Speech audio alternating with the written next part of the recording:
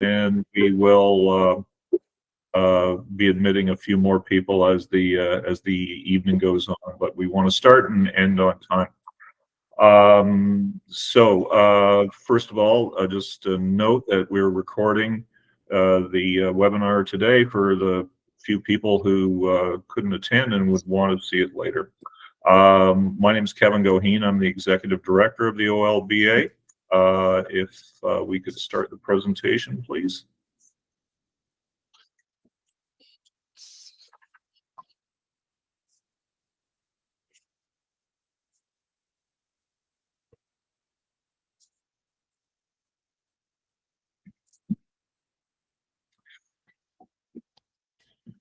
Okay, so the rationale of the meeting is that we've noted that only 53% of bowlers who joined OLBA clubs in 2024 returned in 2025.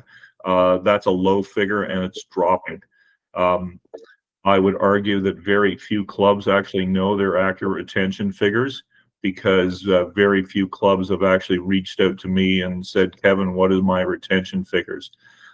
We ran some numbers using SAM just to see if they could provide some insights for us as to what causes or prevents retention. No real guidance here. That was interesting. We noticed that incorporated clubs, their retention figure last year was 51%, though not incorporated was 56%. That was a bit odd. What wasn't odd? Liquor license, if you had one, your retention rate was 56%, no license 52%. Offering indoor bowls, 47%, no indoor bowls 55%. Not sure about that one either. Small clubs had a 51% retention rate, medium 59%, and large 55%. Next slide, please.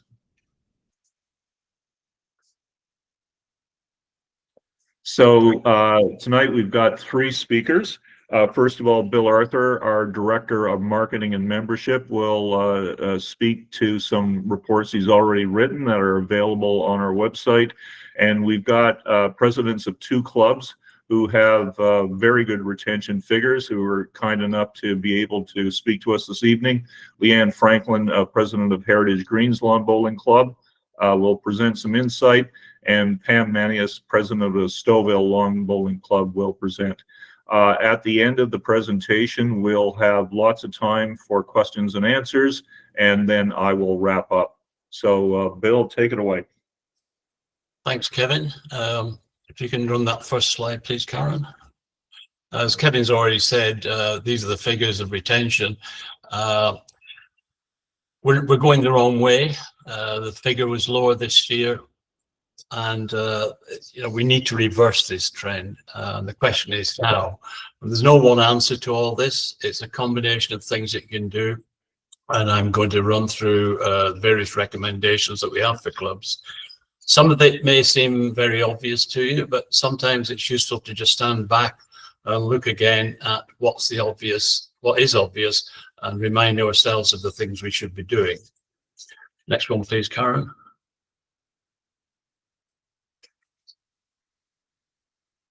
So why don't people return? Well, as Kevin has mentioned, you need to know your retention rate, and if you don't, you can reach out to get that retention rate from Kevin. But do you know why people drop out in their first season or don't come back for a second season? Now, if you know the reasons, you should be able to do something about it. But if you don't know your retention rate and you don't know the reasons for people dropping out, then you need to take some action to find out why you're losing members. So that's the first step. Next one, please, Karen. We recommend that you have good communications and you survey the members, particularly the new members during the season, and particularly when they're just starting. This will differ from club to club. It can be done informally by just regular conversations or occasional surveys to members. But it is vital to get some feedback from new members and existing members. One of the things I always say is, that last bullet point there, be aware of the new lone bowler who joins on their own. Give them attention and help them break into the fold. I've seen my own club, somebody new and they're standing on their own, and we always encourage people to talk to them and help them along. So it's important in those first few weeks to do several things. Karen, please. The first few weeks are key. If somebody gets off on the wrong foot, then you could be losing them straight away before they've got fully involved. So try to ensure that they're welcomed, encouraged, and are aware of the available resources such as further coaching. Provide them with a club organisation chart and contacts so they know who does what. If they've got a problem, they need to know who to go to. And one of the things we recommend, which will be on the next slide, is Bowls Buddies. Now, the Bowls Buddy program is a really good way of helping new members to integrate into your club. There's information on the OLBA website about the Buddy program, and it can be really helpful if you have some people who act as Bowls Buddies and they're mentoring or advising or helping new members. That's a really good move. You've got to choose your buddies with care, though. They don't necessarily have to be people who are experienced bowlers. They should be people who've got good interpersonal skills. They should be positive, patient, and personable. They've got to be able to make new members feel welcome and be knowledgeable about coaching strategies, etiquette, and laws of the game. As I said, they don't have to be great bowlers. It's more about the interpersonal skills.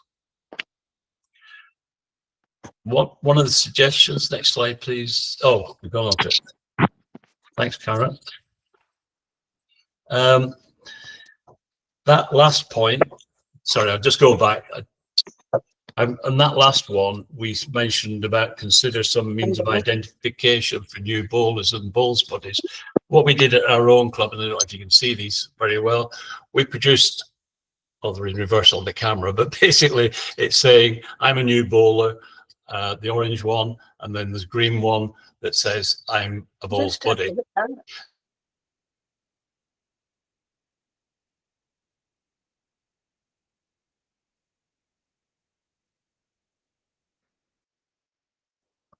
And I've lost my mic. I apologize. I lost my mic there. Sorry, that was my fault, Bill. I was muting everyone else and unfortunately I muted you. Okay, so it's Karen's fault. when did you lose me? So just going briefly again over that one, if you didn't see, well, you'll be able to read the slide even if you couldn't hear what I said. But picking up on the third point there, choose your buddies with care. They don't have to be great bowlers, but they should have good interpersonal skills. And I did show, not very clearly, that in my own club we have a couple of buttons. One says I'm a new bowler, and the other says I'm a Bowls Buddy. And I know I did those the wrong way around, but there you go. It just helps for those first few weeks. They didn't wear them, you know, after 2 or 3 weeks, people weren't wearing them, but it helped if we got people with Bowls Buddy on, that they could go to them. Next slide, please, Karen.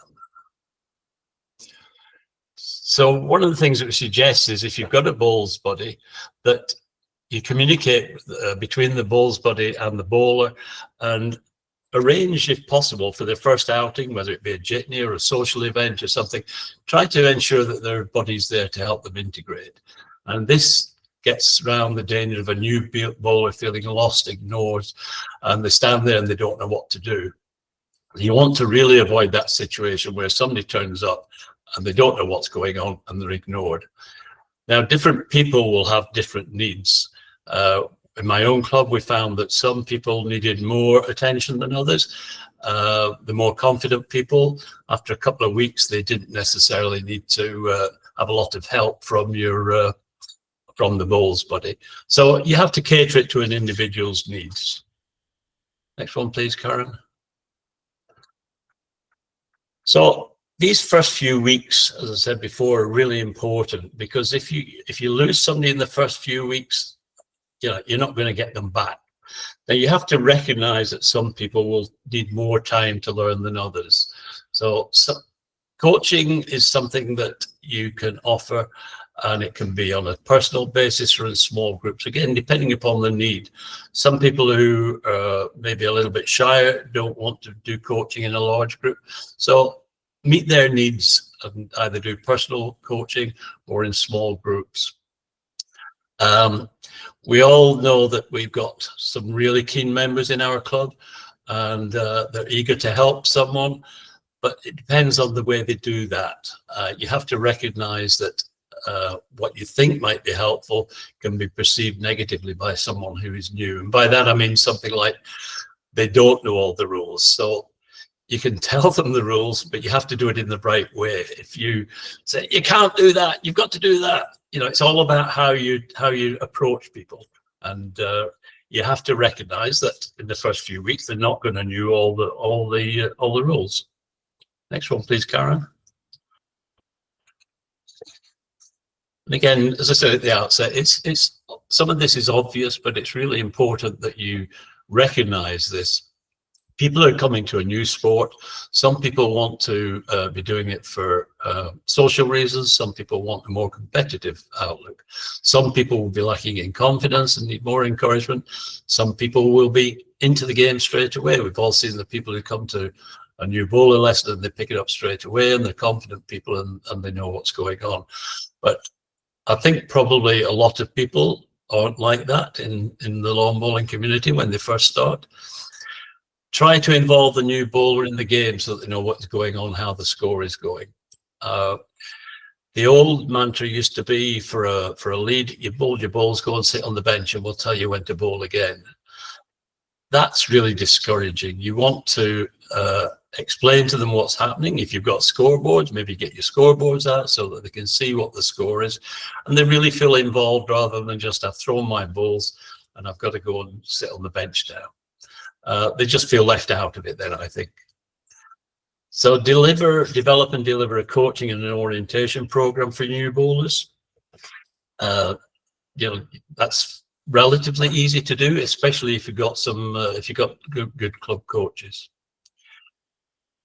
The next steps: provide materials to increase knowledge. You can have information about the club and all the facilities and what the difference between open tournaments, in-club tournaments. You can have all that kind of information on your website. There's so many training videos out there. You can direct them to some of the better ones. Within Ontario, we've got Dan Milligan, who's did some very good, what did he call himself? The bowling the doctor. So, and Darryl Fitzgerald has also done a number of really good training videos. So identify where people can go for more information. And after your first few weeks, you start to work on this business, the etiquette and rules. And if there are any problems that people have, then you can rectify them early. Now, the bowls buddy, as I say at the bottom of that, I think is crucial in helping new members, but all members have a responsibility to treat the new members in a helpful and respectful way. It's relatively rare, but we do have people who will shout at people. The bowls, I remember when I started, you're throwing short bowls. Well, I don't mean to throw short bowls. It's encouragement, and saying things like that can just be off-putting to people. One of the publications that I think is good, next slide please, Carol, is this Bowler's Handbook. It's got a lot of useful information. It's available from BCB for $5. At our club, my own club, we purchase a number of these and we give them to bowlers as part of their startup pack, which gives them quite a bit of information about how the game's played. Inevitably, people will have problems, and I'm not going to spend, it's not problems, it's a challenge. Inevitably, there will be some challenges for people, and I'm not going to run through all these in detail, but you know, they're fairly common problems: lack of confidence, conflicting advice, delivery problems, and that's all solved by coaching, I think. Ignorance of rules and etiquette workshops are a good way of dealing with that. Environmental, which was a big problem for clubs this year, where it was too hot. So I think, you know, if too hot, too long, you've got to be flexible in what programs you're offering your bowlers so that you'll meet everybody's needs. And physical difficulties at the bottom there. If they're having trouble, then we have things like the UV launcher, which you can great help in keeping people bowling when they have physical problems. So that very quickly is the challenges of the first year bowler, and they've come back. But I think we'll find in some of the rest of the presentation today that, you know, they've come back, but we might have lost people from 2 years ago. So we can't forget about the people who are coming back for the second year and just concentrate on the new intake. We've got to have a plan for how we're going to continue to keep people interested and keep them coming back year after year. And members will have different needs depending upon their experience. But some of the second year bowler things to look at is, please, Karen. Communication still key. I mentioned earlier on about surveying members and finding out what their needs are. This is still key for first year, second year, third year, fourth year bowlers. It's an ongoing thing. Now, people will have different needs. Their ambition might just to improve their skills. They might want to start looking at doing some tournaments. More competitive bowlers might want to start looking at district playdowns. So all these needs can be met by your club coach. But if you don't know people's needs, what kind of program you're going to give them? You've got to find out what people need. If you haven't got many club coaches, then I would advise you to try and get some more club coaches through the OLBA coaching program and the Bowls Canada and OLBA club coach program. But OLBA can also arrange more advanced coaching. You just need to reach out and specify your needs, and we can help you in that.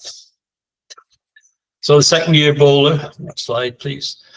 So whatever the need is, I think the answer is practice and coaching.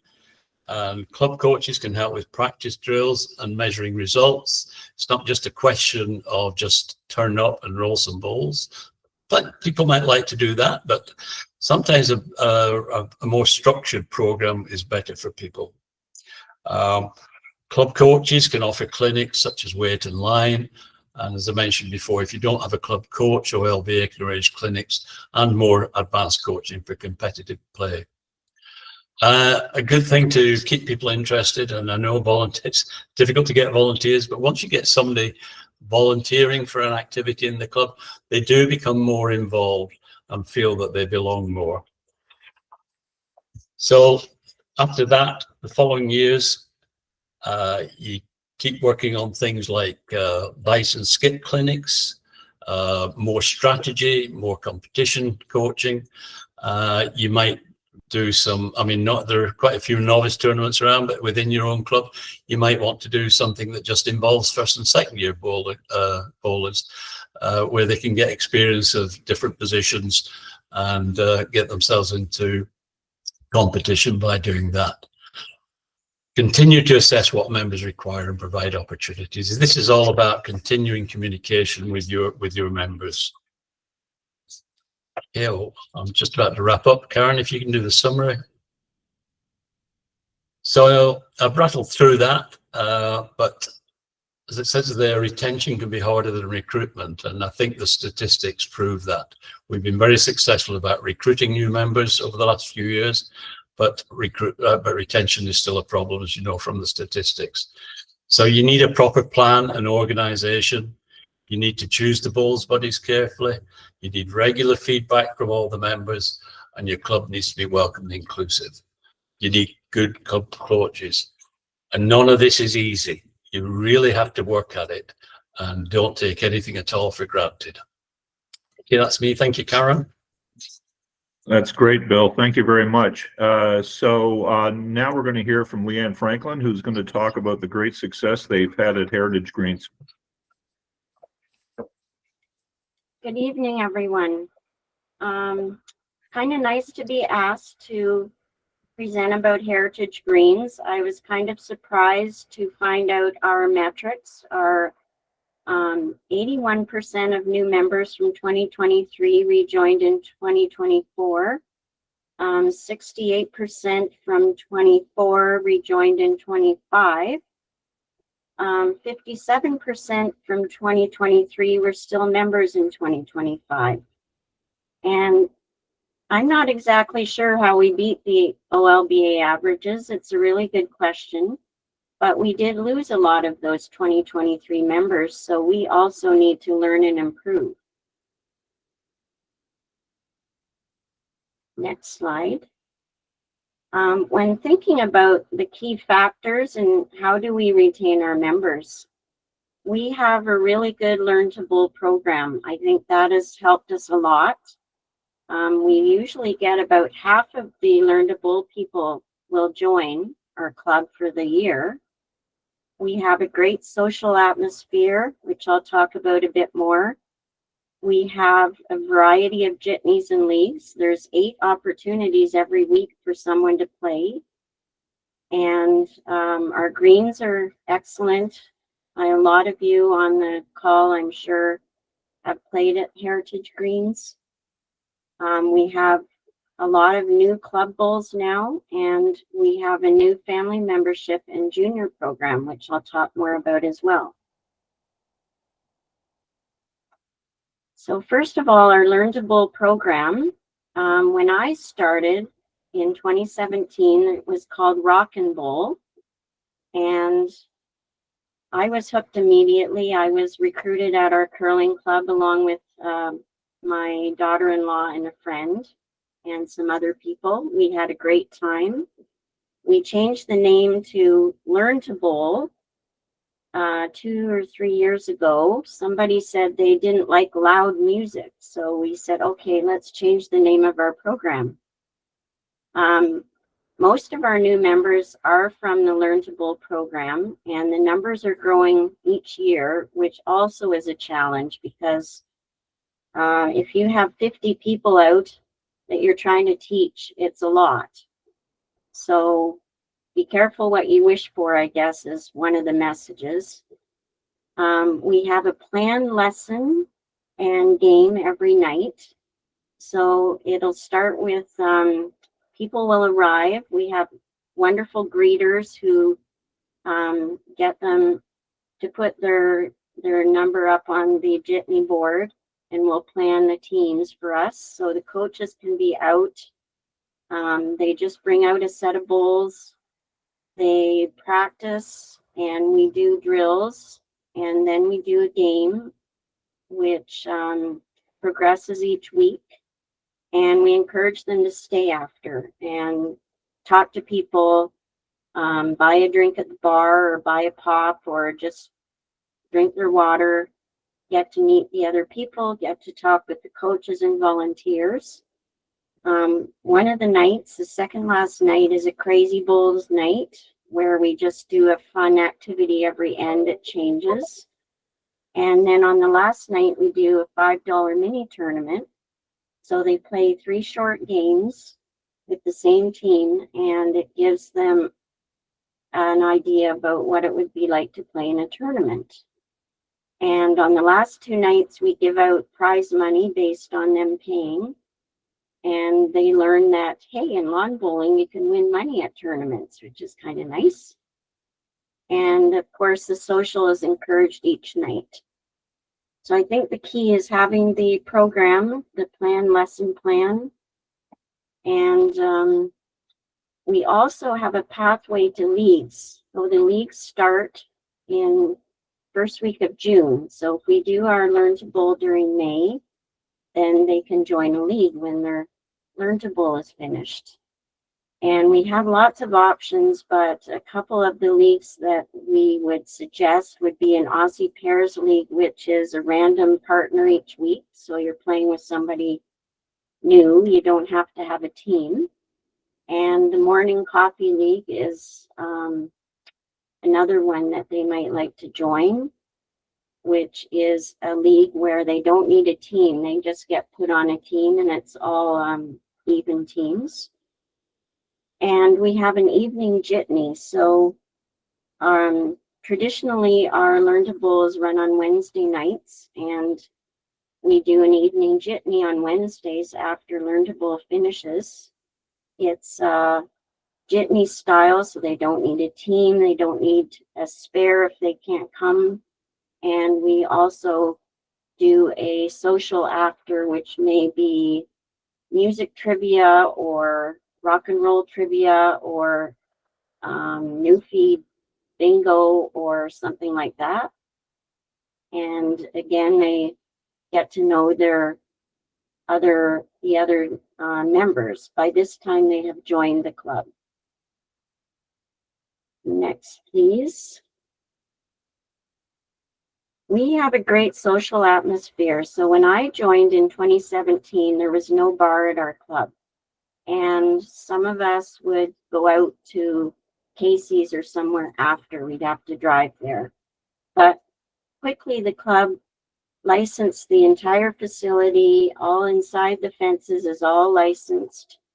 And you can have a drink in the clubhouse, on the patio.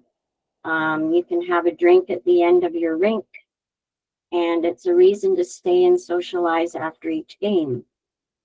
And we also run lots of club events. So we have some special jitneys, Canada Day, Victoria Day. We did a Victorian tea this year, dressed up in fascinators and hats and skirts, and brought sandwiches and cakes.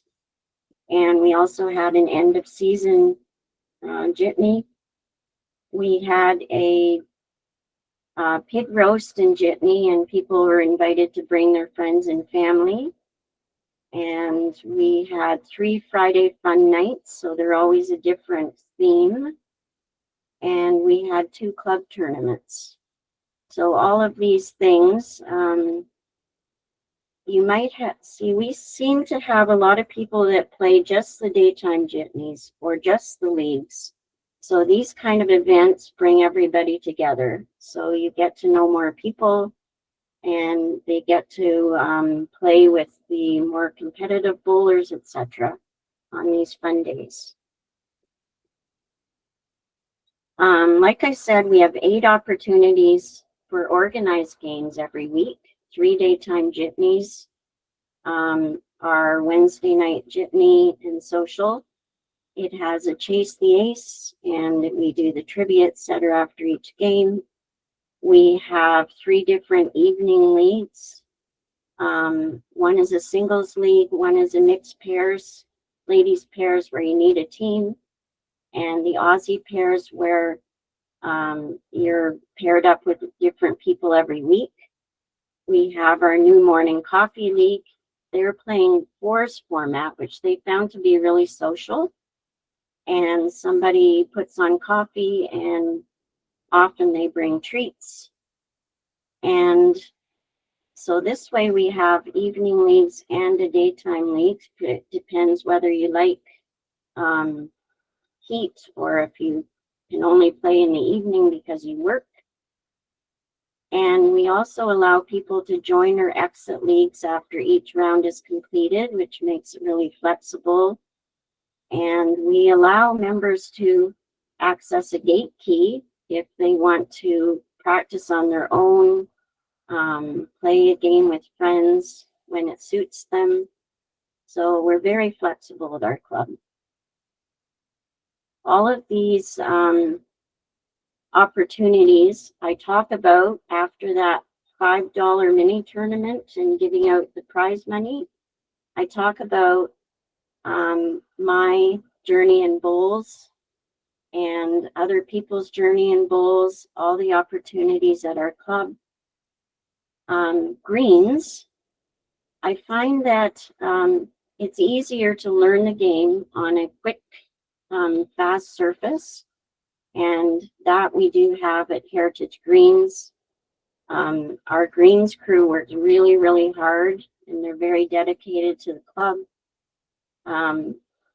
Drills are a lot easier if you can focus on a smooth delivery line and variable distances. And you're not trying to just heave the bowl down there. And also, because of our great greens, we do attract lots of competitive teams who come to our open tournaments. social teams as well, and we like to host provincials. We would like to host nationals. We tell people these great tournaments are going on. Volunteer or come and watch. Just soak up the vibe. You know, when you see the greens filled with teams with the same shirts on, it can really inspire people to practice more, ask for some coaching, head out to some novice championships and other championships, the open tournaments for provincials, etc., and get involved in that. And also to go out and try some tournaments at a local club. Club bowls. When I started, I didn't have to buy bowls. I could use the club bowls for free for the first 2 years. And after that, it was $25 to use the club bowls. We accessed a grant and got a bunch of smaller sets in bright colors, and that has made the game so much more spectator friendly, easy to see who's got shot, etc., and really improved the game for our new bowlers. This year we decided to drop our user fee. All our members can access club bowls for free forever. They can sign them out for tournaments. The only thing is we ask them to return them within 2 days, or they would pay a fine, $10 a day, I believe. Making sure that the club bowls get returned to the club and available for other members to use their favorite set. This year we added a new family membership. We were trying to start a junior program and nobody came the year before. So this year we added a new family membership. All children and grandchildren ages 9 to 18 are free with a paid membership of one grandparent or parent. We don't pay anything to OLBA for the junior, so it's a $0 fee. So why not let them join for free? And we attracted 7 grandkids and 2 kids from the neighborhood. And we started a junior program for 1 hour on Tuesday evenings. Our coaches have a police check vulnerable sector, and parents and grandparents must be present and help. Some of them sit, but they're there. They're not just dropping off the kids, and we might ask them to come out and help score or something like that. And next year we are planning a youth tournament. Looking for a date that's going to work. We need dates from BCB for youth nationals, and we need OLBA dates for youth provincials to try and get a weekend that will work. And I wrote up a junior program with the help of Bulls Alberta. They shared their program with me, and I put it together with a weekly plan and what all the games are.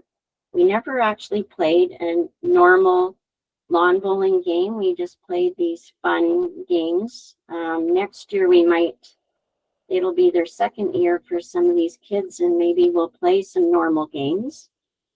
But I'm willing to share our program. We need more youth, and I'd like to work together with all the Ontario clubs. And like I said, Bulls Alberta helped us, and I would like to help you. And I will let you know when our youth tournament is going to be. We have sponsors already lined up.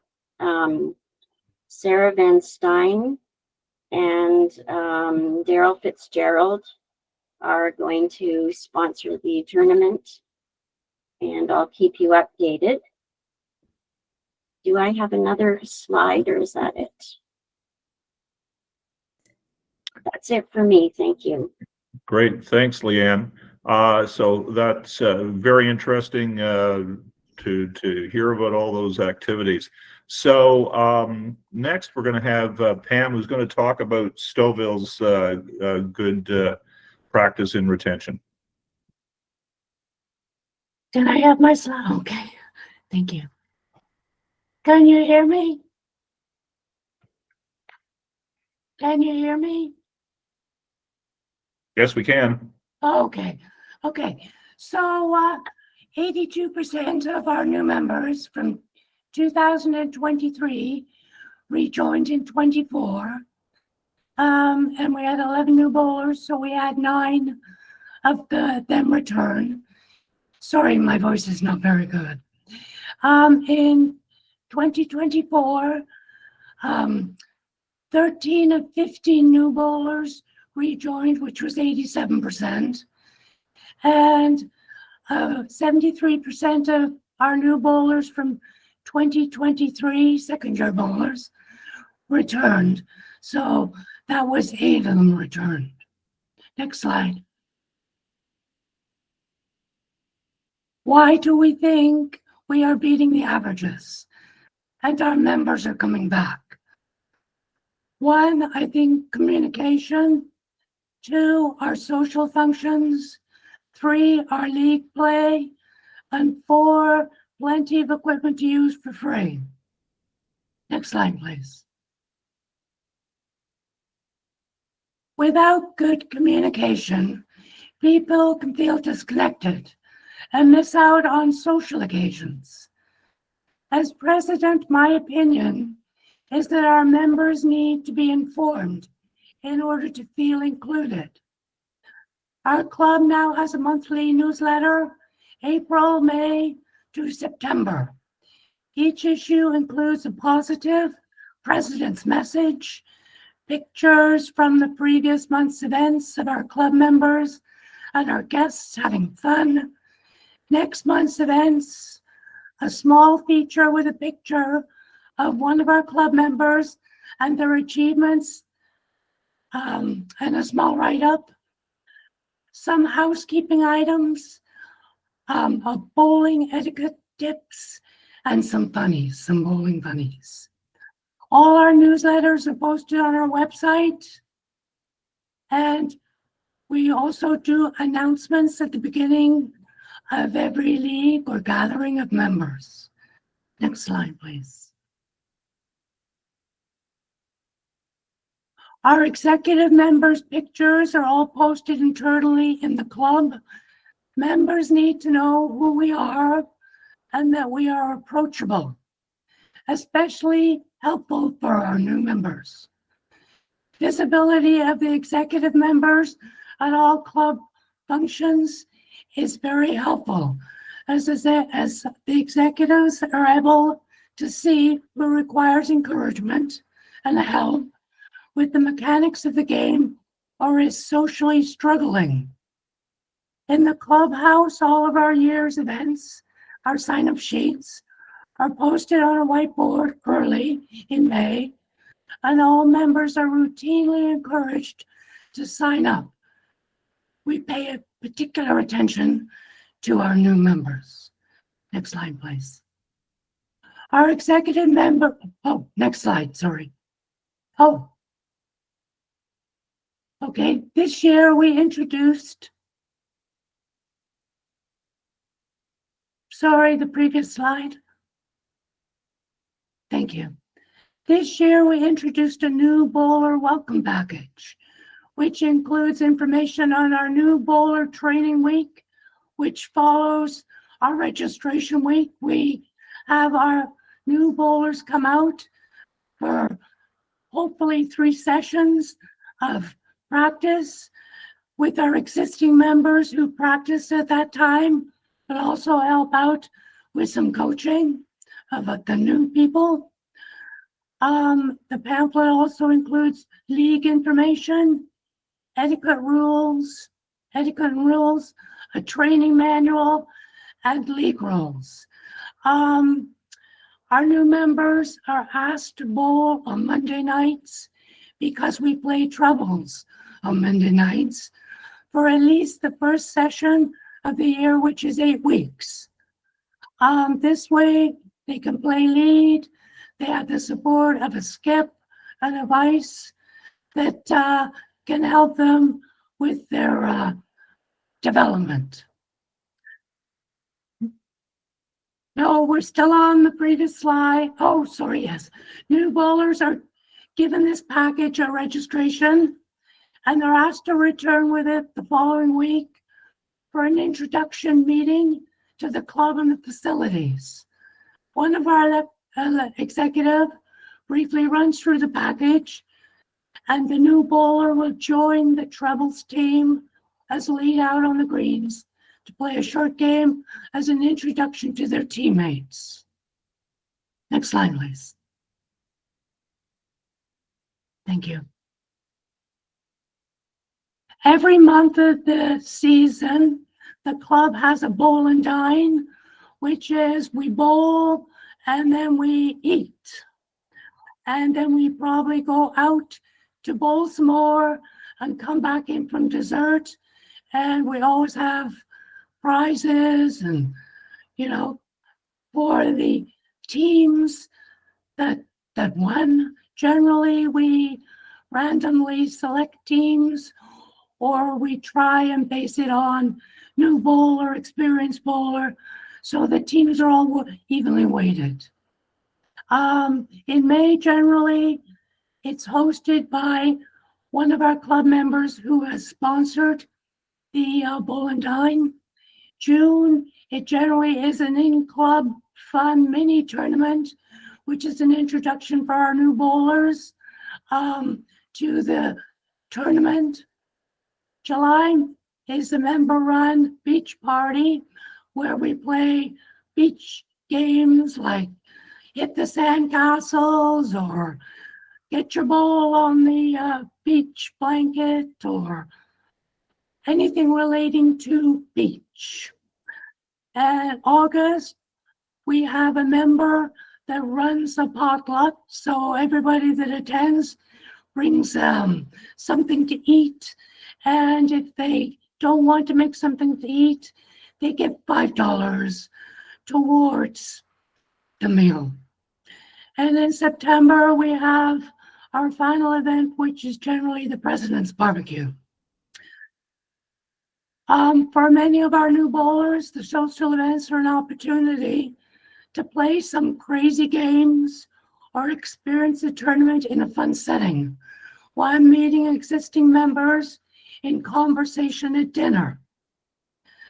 The club tries to recognize new bowlers' accomplishments at our year-end banquet that we have with Rookie of the Year, Most Improved Bowler, and those new members who excelled at league play to help their team win league play awards. Our club is quite generous, and the prize generally is a bottle of wine. Next slide, please. League play. We have 4 leagues, Monday and Wednesday evenings, and Tuesday and Thursday mornings. League play allows new members to meet a variety of club members, some in a small group setting. Our Thursday league, which we started 2 years ago, had 12 members. And this year, I'm pleased to say it grew to 20 members. And it gives the opportunity for the new bowlers to develop a few friendships in a smaller setting. And after our league play, whether it be at night or during the morning, we always have social time. We ask that everyone takes a rotation at bringing snacks and for being responsible for closing the club, which also includes new bowlers, so everyone knows how to provide snacks and everyone knows how to close the club. Next slide. All our club bowlers are allowed to use our club bowls. Over the past 4 years, we've received 2 grants, and we have bought 45 sets of colored bowls. This year, we've just purchased 12 sets of Ensilite bowls, smaller sizes, because our members that were borrowing bowls were all fighting over the treble zeros. Anyway, we also purchased 10 UV launchers for those needing assistance due to back pain, hip, and knee issues. Next slide, please. So what are we doing right? Trying to actively include new members in our club fun tournaments and our bowl and dine. Personally asking them to join is the most effective way, as they are more likely to say yes if asked in person. Giving new bowlers the opportunity to socialize after league play and learn the running of the club. We allow members access to the greens most days throughout the summer by providing a combination to the lock on the entrance gate. And we try to accommodate all our members, whether it be due to physical limitations or mental decline. Unfortunately, we have a few people that are starting to get Alzheimer's. Next slide, please. We recognize our members' strengths and we laud their accomplishments, especially at the banquet and through our newsletter feature. We communicate by email and the newsletter of our members having fun. It seems that those that join as a couple already have a social comfort level, but those that don't need that personal touch to bring up their comfort level. We promote having fun, not winning, although there's always those that want to win at all costs. We promote that the club belongs to us all, and executive members encouraged to call members when addressing the club friends. We listen to all our members at 2 general meetings of the membership and act upon their concerns. Next slide, please. What can we do to improve? There are people in the club who cannot commit to an 8-week league. So in 2026, we are planning to add 2 open play, 1 during the day and 1 during the evening. We will also be installing a suggestion complaint box, which also must include a solution if it's a complaint. 2 of our club members will be taking the OLBA coaching program, as many of our members would like some formal training. We will develop a schedule for a coaching program and also offer individual training. We will be formalizing the buddy system. Many of our vices did not help our new bowlers, so we're going to develop a pool of members that wish to do this. Next slide.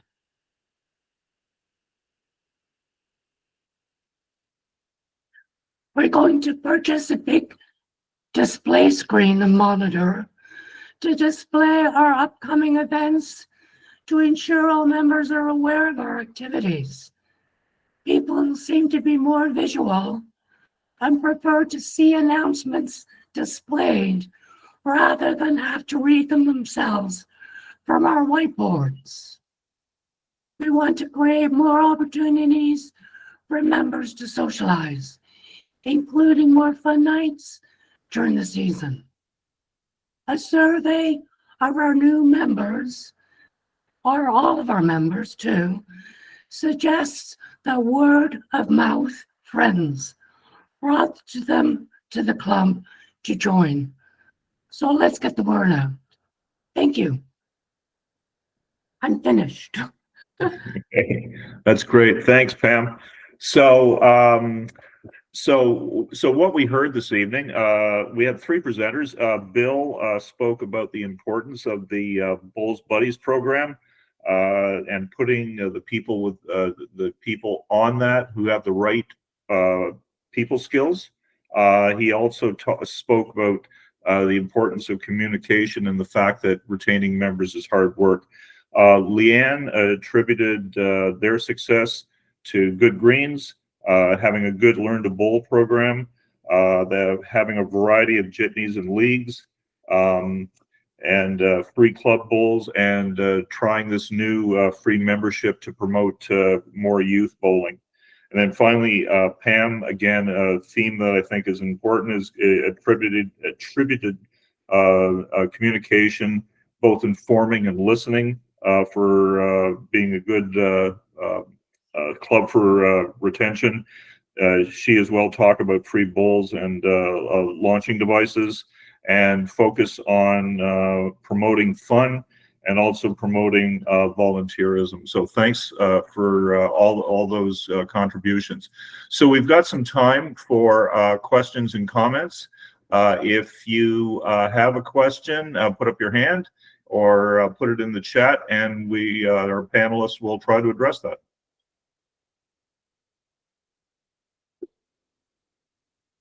Go ahead, Jonathan. Hi, I'm Jonathan from Wells Hill. We're pretty new. Some of our members questioned registration through SAM for tournaments, and we perceived that it was a bit of a barrier. We didn't enter a lot of tournaments, but maybe I just don't know. Is there a way to group register players for district tournaments so that, you know, someone more experienced can help these novice folk register and play in tournaments? So I'll address that. So each club, we spent a lot of time teaching at least one person at each club how to use SAM for tournament registration. So those people should sit with that person at your club and walk through it on a laptop if necessary. So there's no way, for example, for Wells Hill to register 4 players for a tournament, like one person to register 4 people.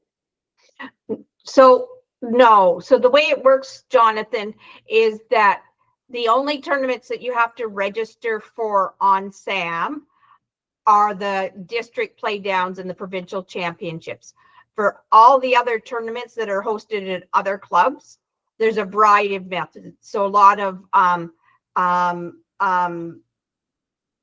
clubs use Sign Up, Genius, and some use the old-fashioned paper and pencil, email kind of thing, phone calls. So there's a variety of different ways that you can register for non-championship events. For championships, at least one person from each team needs to register for the event. So if it's a triples event, only one person needs to register. The thing is that for our novice events, which are the new people, they are singles or the Aussie pairs. So there it is a little harder that they need to do that. So that, as Kevin says, it's the key thing is to get someone at the club who knows how to do this to walk a person through it and to help them out. It's one of those things that once you do it, it's pretty straightforward, but you need somebody to sort of hold your hand as you do it the first time.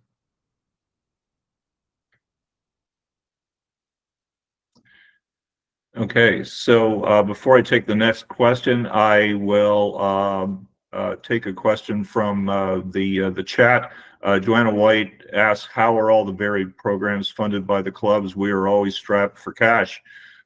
So I would suggest that writing a good grant application will allow you to buy a lot of this stuff. Is that right, Rebecca? That is correct, Kevin. Yes. Excellent. Grants Excellent. all the way. Okay. So back to the queue. So the next question I had, Stanley Jones. Where is he? You're muted. Apologies. My worries. question's for Leanne. Leanne, can you tell me a little bit more about allowing members to sign out a gate key? Oh, okay. They pay $10. We just made a whole bunch of copies, and there's one person they can apply to, our property director. So they can get a gate key, and it opens the gate and the shed. So that way they can get in and they can get a mat and jack out and ground sheets or whatever. Okay, but not into the clubhouse itself, though. Clubhouse keys are separate, and they're Okay. very controlled to those who are running leagues and running jitneys, Okay. and several of us who are the executive. who need Terrific. a key. Thank you. And those are controlled by our city. Mhm. Our membership with the city says we're only allowed 3 clubhouse keys, but we have a lot more than that. And they are the ones who have to make all the copies of those. I think they're numbered. Okay. So they're more controlled and harder to get. Great, thank you. Our next question comes from Joy Sorry, Little. Kevin, I'll just add that other clubs use things like lock boxes to have a key by the front gate where people can just enter a combination to get a key for the facilities. Okay, thank you. Great. Joy Little, please unmute yourself and ask your question. I just wondered, can you hear me? Yep. Can we get copies of tonight's webinar? Yeah, I'll make those available in due course. Thank you. John and Mary Jane Dawson, you had a question.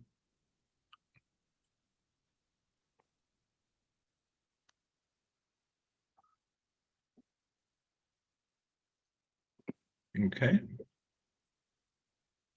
So I'll jump ahead to the next question. Who is Treasurer OSRBC?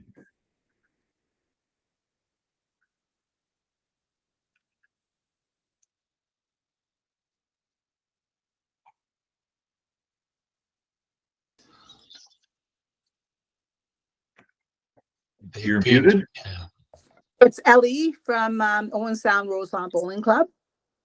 And you have lots of programs. You're doing a lot of things, but we struggle with getting volunteers and having enough people coming out to help with everything. We couldn't do all that some of you are doing. There's no way.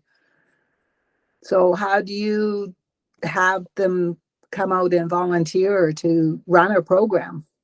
We can't do it all, just the board members and a few extra volunteers is what we have. How many, let's spell off the head, how many members do you have? This year, yeah, we went down. This year we have about 53 or so, and we had a lot more. We did have a league, but that got canceled this year, so that made a difference, not having a league. I mean, I agree, getting volunteers can be difficult. I would have thought with 53, maybe you need some strong arm tactics. I don't know. With 53, I would have thought, you know, a group of volunteers, maybe somewhere around about 10 to 15 for all these activities. But I know it is difficult to get volunteers. I don't really have an answer to that. Yeah, that's something we have to work on. Yeah, it has to, if you can get, you know, if people have particular interests, then obviously it's easier. I mean, I don't know, for example, if you have a website, but if you have somebody who's got a remote interest in IT, then, you know, they're probably prepared to do the website and things like that. Yeah, sorry, and we do. We have actually we have good areas that way with the website, and we have somebody that does photography and. Right. But I'm just saying, like, more just running the programs, being there, doing the tournaments. We're just struggling with finding somebody that will do the scorekeeping, doing whatever. So working that way, and training and coaching. And I was just,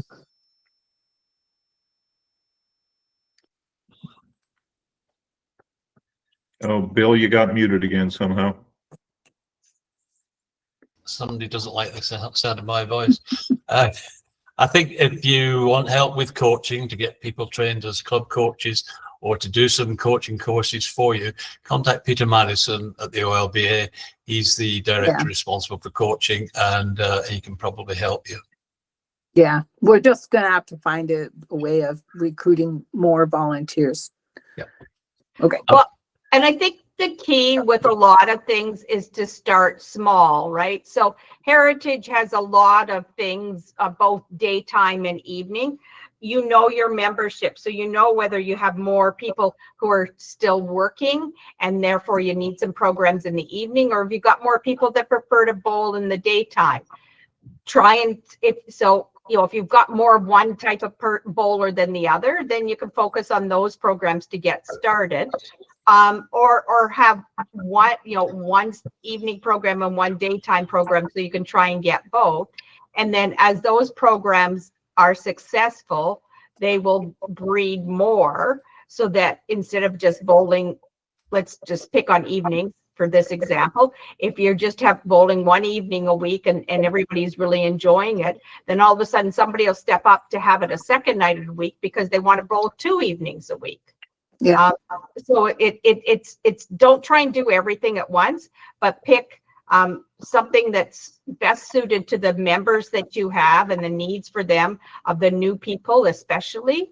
And it success breeds success, if you will. Yeah, and we do jitneys, and people come out and they'll help set it up and do things like that. But it's just that those programs that you were talking about earlier was just huge, like so many different things that you were doing, and we struggle having this party and that party and doing this kind of course. And yeah, so we'll just do it slowly and work on what some of your ideas are and see if we can get more people excited about some of those ideas you had earlier. Okay, that's great. Thanks. So the next person who had their hand up is Colleen Neely. Colleen, if you could unmute yourself and ask your question.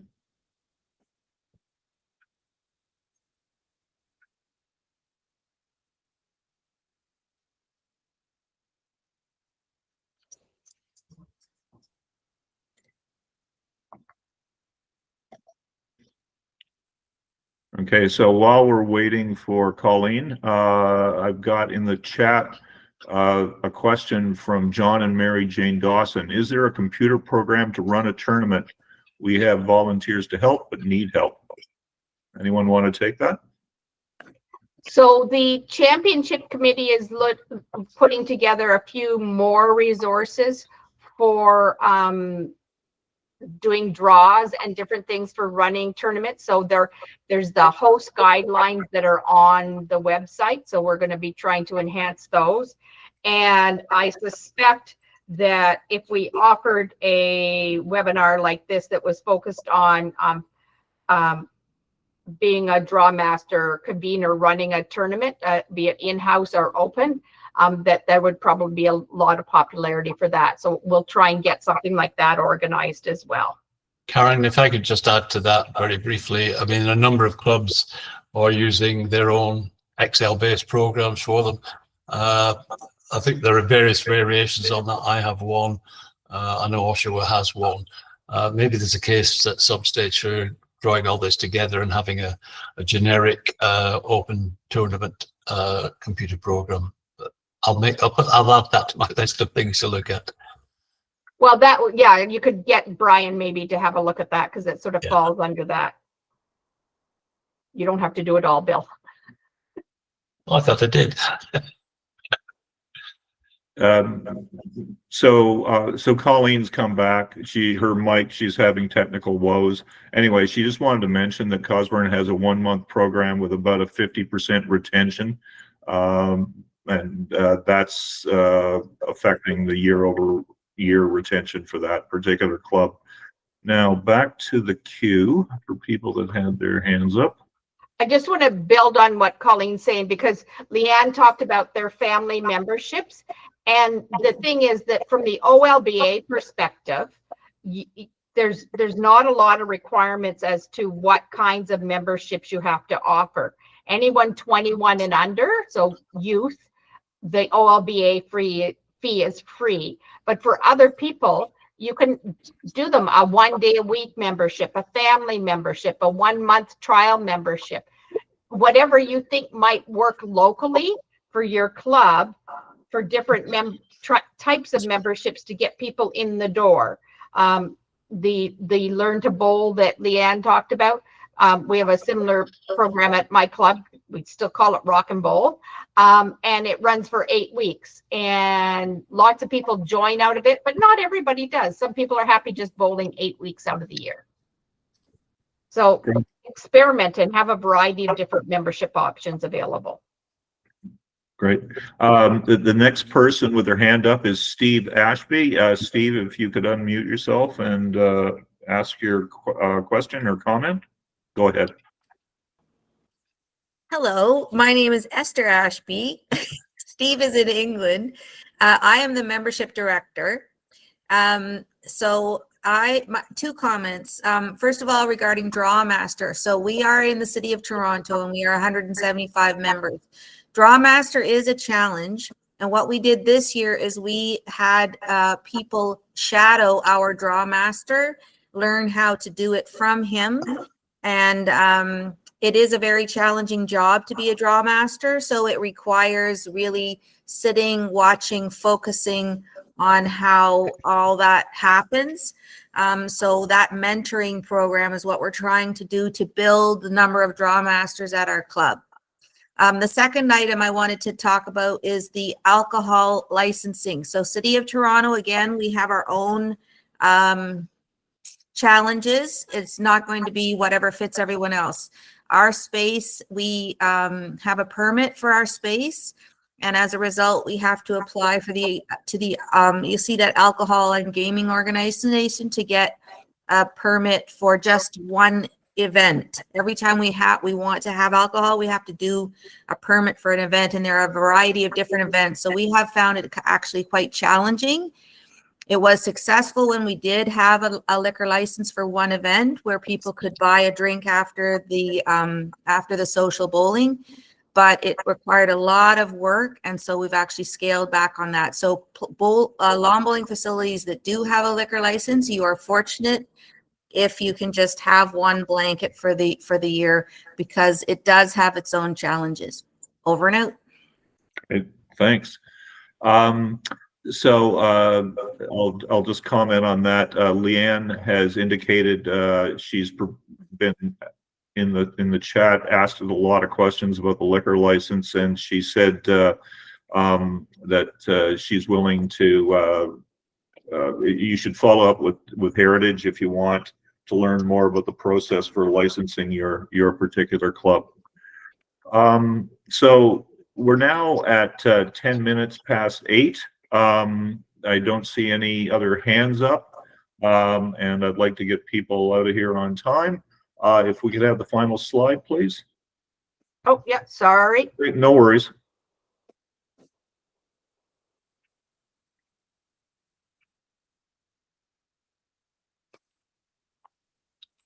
So thanks Bill, thanks Leanne, thanks Pam for the work that you put into this presentation. We're seeing a lot of good comments in the chat, and I'm really encouraged by the number of people that first of all indicated an interest, and then second of all showed up. We had over 70 people at the peak, so that was great. We're going to endeavor to post a recording and look at some written documentation concerning this session that'll get out to everybody that contributed. And again, I mentioned at the beginning that very few clubs have actually asked me about what your retention measures are. So send me an email. You should be interested in what they are, and I can get them for you. And then the last thing I'm going to say is we were pretty pleased by the amount of enthusiasm we had about from the clubs for attending this evening. So we've got some more planned, more webinars on various topics of club management. So stay tuned, and we'll be putting on hopefully more of these in 2026. So thank you, everybody. And again, thanks to the presenters, and have a good evening. Thank you, Kevin. Thanks, Kevin.